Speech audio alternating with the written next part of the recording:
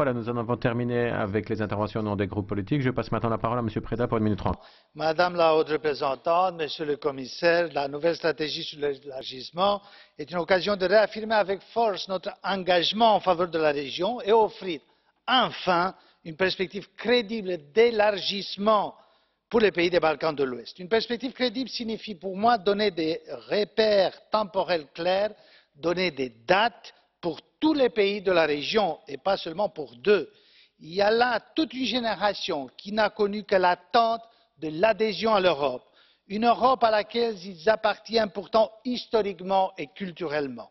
Cette absence de perspective claire conduit les jeunes à quitter leur pays. On le voit clairement en Bosnie-Herzégovine, pays pour lequel je suis rapporteur. Il faut donc donner de l'espoir aux pays de la région sur leur avenir européen. C'est un passage obligé pour encourager la transformation de ces pays et une réconciliation durable. Le plan d'action en 6 points annexé à la stratégie pourrait s'avérer utile. En même temps, comme le commissaire Hahn l'a dit récemment à Sarajevo, il ne peut pas y avoir de free lunch. L'adoption de ces stratégies devrait être un moment de responsabilité pour les autorités des pays de la région. L'avancement vers l'Europe dépendra de leur sérieux dans les réformes, surtout pour ce qui est des droits fondamentaux, de l'état de droit et de la lutte contre la corruption. Ces domaines essentiels doivent être replacés avec force en tête de nos priorités pour l'élargissement. Et j'ai dit à chaque fois que j'ai rencontré des politiques de ces pays-là que ce sont les vraies priorités. Merci beaucoup.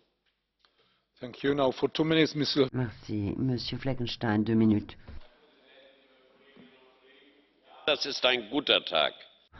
C'est une bonne journée pour les pays des Balkans occidentaux, mais c'est aussi un grand jour pour l'Union européenne. Nous nous réjouissons de cette stratégie.